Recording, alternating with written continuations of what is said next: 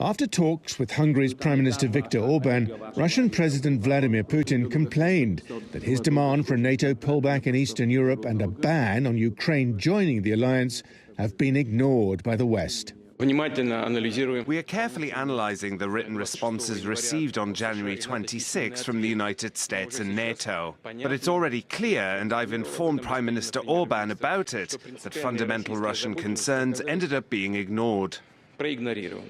He said the US was using Ukraine to contain Moscow and undermine Russian security. Viktor Orban, who has close ties with Russia, said the differences between the sides were significant, but he thought they could be bridged. In Ukraine, President Vlodymr Zelenskiy welcomed Britain's Prime Minister Boris Johnson. The UK has been quick to give Ukraine additional military supplies and training. We are also preparing a package of sanctions and other measures to be enacted the moment the first Russian tow cap crosses further into Ukrainian territory. And we have done all this and prepared all this, not as a show of hostility towards Russia, but as a demonstration that we will always stand up for freedom and democracy and Ukrainian sovereignty in the face of aggression. Along with Poland, whose Prime Minister Mateusz Morawiecki was also in Kiev on Tuesday, Ukraine and the UK are expected to announce a trilateral security pact. Zelensky had earlier announced an increase in his country's armed forces. An expansion in the next 3 years of the Ukrainian armed forces by 100,000 professional troops, creating an additional 20 army brigades.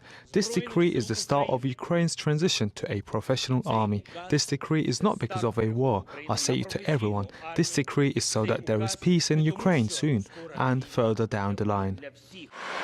The move will not help in the present crisis. Near the front line with Russian-occupied Crimea, Ukrainian troops are undertaking military exercises. In Belarus, Russian troops have arrived for joint drills later this month. Almost 130,000 Russian troops are now stationed close to Ukraine's borders. It's clear international diplomacy has so far failed to persuade the Russian government to scale back its military build-up. Putin's demand for NATO to reduce forces in Europe and an effective veto on who can join next was always going to be rejected.